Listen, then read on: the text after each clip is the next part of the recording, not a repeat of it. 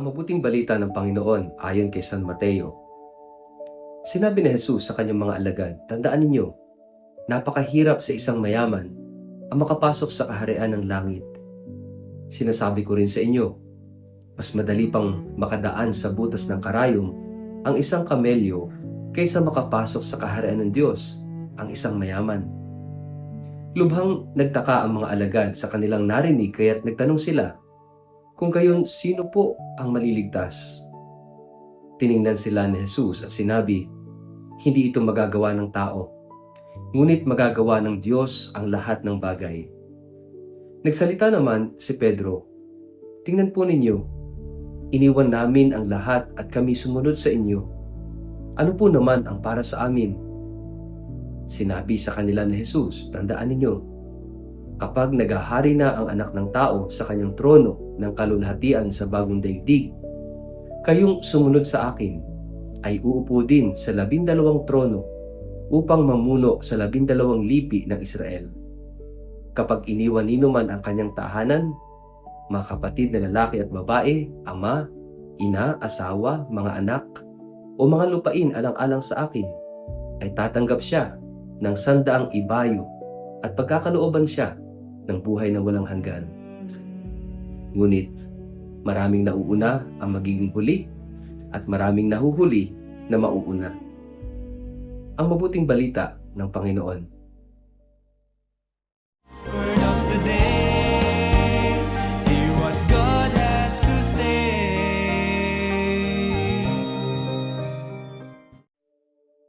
Mapagpalang araw po sa inyong lahat. Kumusta po kayo? Ang ating word of the day ay iwan. May mga pagkakataon sa buhay na ang pinakamahirap gawin ay hindi ang magsimula, kundi ang mag-iwan. Mahirap iwan ng isang bagay na matagal nang naging bahagi ng ating buhay. Mahirap iwan ang nakasanayan, ang nagbibigay sa atin ng seguridad, ang pinaghirapan nating makamit, o ang isang bagay na mahalaga sa atin. Kahapon sa kwento ng mayamang binata, ang ating word of the day ay bitaw. Sinabi ni Jesus sa kanya na ipagbili ang kanyang mga ari-arian, ibigay sa mahihirap at sumunod sa kanya. Ngunit hindi niya nagawang bumitaw. Umalis siyang malungkot sapagkat napakarami ng kanyang kayamanan. Ngayon ipinagpapatuloy ng Ebanghelyo ang kwentong iyon at dinadala tayo sa isang mas malalim na tanong. Kapag bumitaw ka na, handa ka rin bang iwan ang bagay na iyon at tuluyang sumunod kay Jesus? Kaya nga ang word of the day ngayon ay iwan. Pagkaalis ng mayamang binata, sinabi ni Jesus sa kanyang mga alagad na mahirap para sa isang mayaman ang makapasok sa kaharian ng langit. Gumamit pa siya ng napakatinding larawan.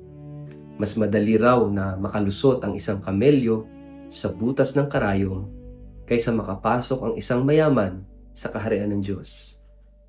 Hindi sinasabi ni Jesus na masama ang magkaroon ng kayamanan. Ang panganib ay kapag ang kayamanan na ang naging ating seguridad, pagkakakilanlan at pinagmumulan ng pag-asa. Hindi problema na meron kang pag-aari. Ang problema ay kapag ang pag-aari mo ang siyang nagmamay-ari na sa iyo.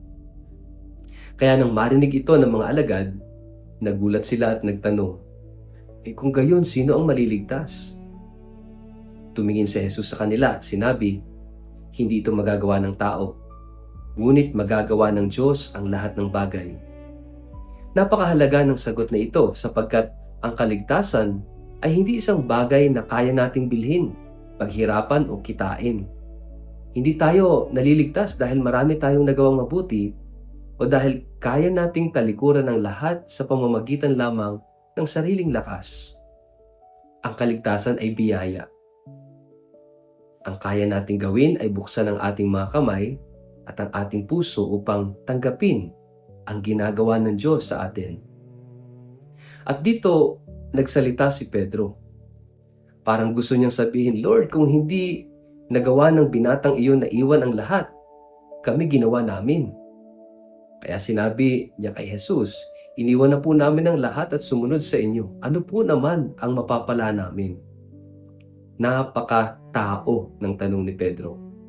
Siguro kung tayo rin ang nasa kalagayan niya, maitatanong natin yon, Lord, marami na akong isinakripisyo para sa iyo. Ano naman ang kapalit? Lord, iniwan ko ito para sumunod sa iyo. Ano naman ang mapapala ko? Lord, nagsilbi ako, nagtiis ako, nagsakripisyo ako. Ano naman ang matatanggap ko? Hindi pinagalitan ni Jesus si Pedro sa kanyang tanong. Sa halip nangako siya na walang tunay na sakripisyong ginawa para sa kanya ang mawawalan ng kabuluhan. Sinabi niya na ang sino mang nag-iwan ng tahanan, mga kapatid, ama, ina, mga anak o lupain, alang-alang sa kanyang pangalan, tatanggap na makasandaang higit at magkakaroon ng buhay na walang hanggan. Hindi ito simpleng panghako ng material na kapalit na para bang kapag nagbigay tayo ng isang bagay ay bibigyan tayo ng Diyos ng 100 katumbas nito. Ang ipinapangako ni Jesus ay mas malalim. Anumang tunay nating isinuko para sa Kanya ay hindi kailanman masasayang. Ito ang malaking pagkakaiba ng bitaw sa iwan. Ang pagbitaw ay pagbukas ng kamay. Ang pag-iwan ay ang desisyong huwag nang balikan ang bagay na humahadlang sa iyong pagsunod.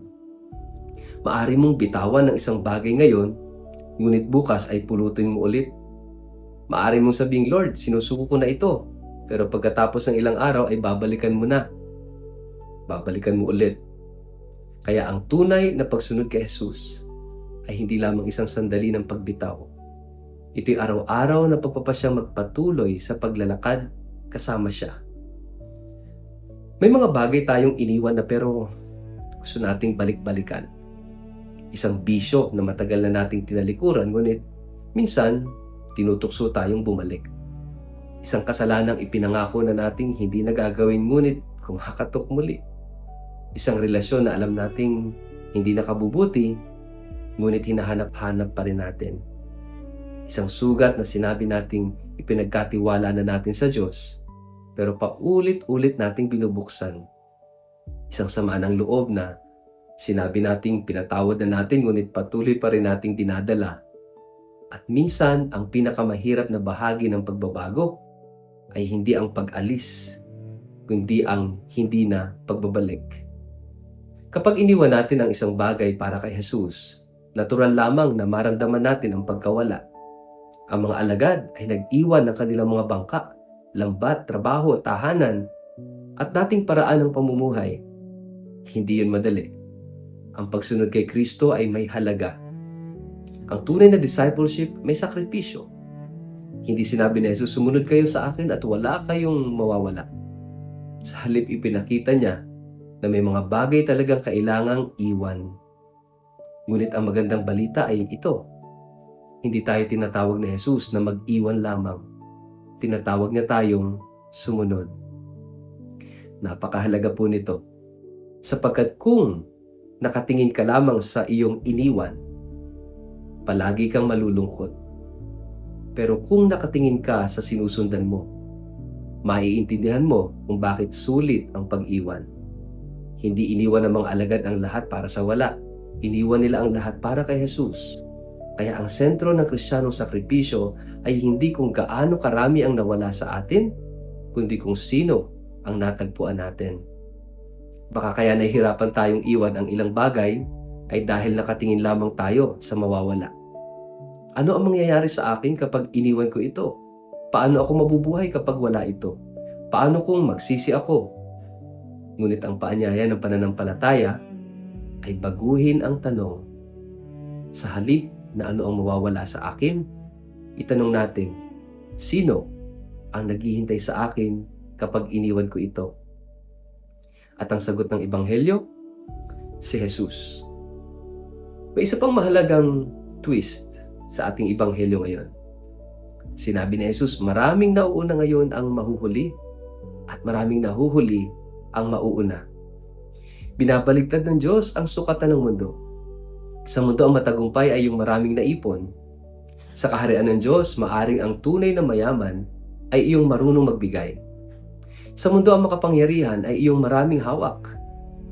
Sa kaharian, ang malaya ay iyong marunong bumitaw. Sa mundo, iniisip nating talo ang taong maraming iniwan. Ngunit kay Kristo, maaring ang taong tila nawala ng lahat ang siyang nakatagpo ng lahat. Kaya wag nating isipin na ang bawat pag-iwan ay pagkawala. May mga bagay na kailangan nating iwan dahil hindi na iyon kasama sa lugar na dinadala tayo ng Diyos. Kapag naglalakbay ka, hindi mo maaring dalhin ang lahat. Habang lumalayo ang iyong pupuntahan, mas kailangan mong malaman kung ano ang mahalagang dalahin at kung ano ang dapat iwan.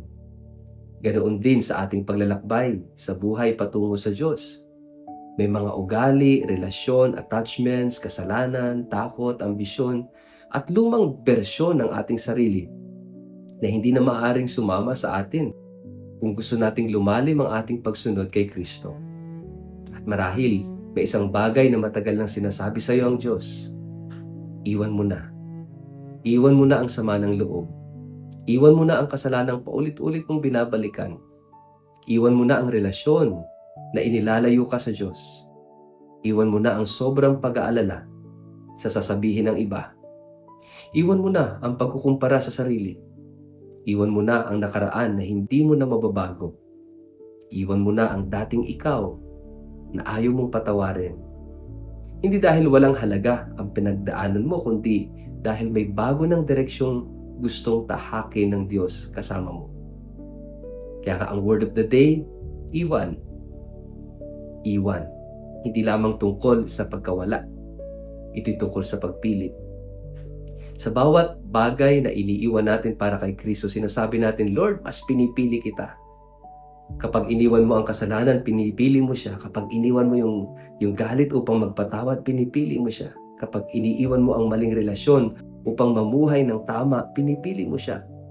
Kapag iniwan mo ang sariling kagustuhan upang sundin ang kanyang kalooban, pinipili mo siya. At ito yung magandang balita. Hindi ka kailanman hihinga ng Diyos na iwan ng isang bagay nang hindi niya iniaalok ang kanyang sarili. Pinakadakilang gantimpala ng pagsunod kay Jesus ay hindi ang makasandaang higit. Ang pinakadakilang gantimpala ay si Jesus mismo. Sapagkat maaaring mawalan tayo ng maraming bagay sa mundong ito.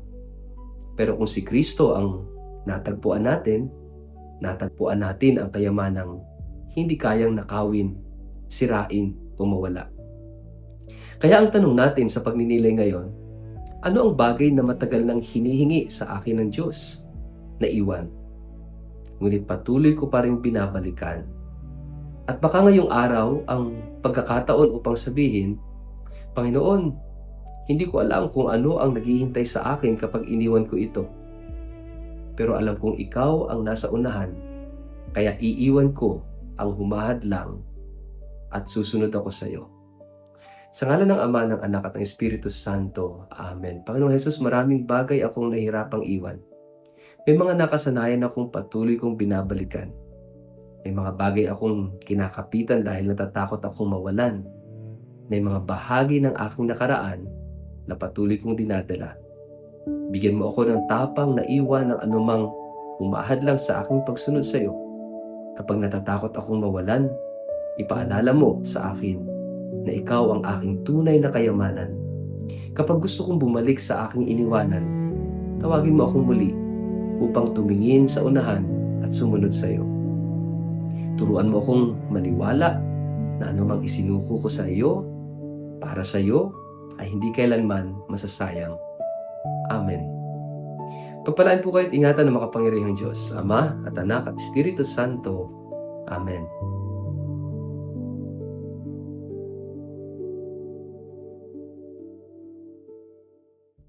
Maraming salamat po sa inyong panonood.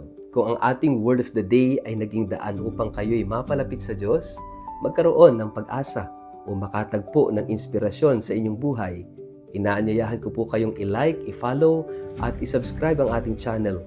Huwag din pong kalimutang i-click ang notification bell upang lagi kayong maabisuhan sa bawat bagong pagninilay, katisismo at iba pang nilalaman na makatutulong sa ating pananampalataya. Isang maliit na pakiusap din po, kung maaari, huwag ninyong i-skip ang ating mga advertisements na lumalabas sa mga videos. Ang munting panonood ninyo ng mga ito ay malaking tulong upang maipagpatuloy natin ang ating adhikain ng online evangelization, ang pagpapalaganap ng salita ng Diyos sa mas marami pang tao sa pamamagitan ng makabuluhang digital content. Kung nais pa po ninyong maging kabahagi ng misyong ito, maaari ninyo kaming suportahan sa iba't ibang paraan.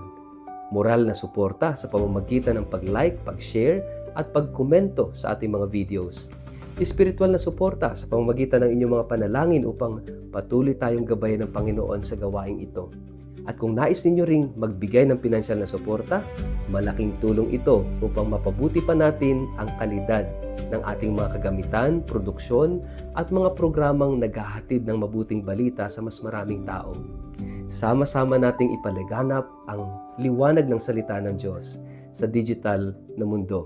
Muli, maraming salamat po sa inyong pagmamahal, pagtitiwala at patuloy na pakikiisa sa misyong ito.